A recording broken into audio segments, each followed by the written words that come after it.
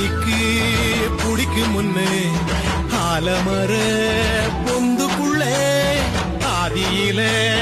புடிச்ச கிளி ஆதியில பறந்துருச்சே ஏன் பச்சை கிளி அது பறந்த பின்னே நான் ஒத்த கிளி நாள செத்த கிளி தந்தன தந்தன தந்தன தந்தன தந்தன தந்தன தந்தன தந்தன தந்தன தந்தன தந்தன தந்தன தந்தன தந்தன தந்தன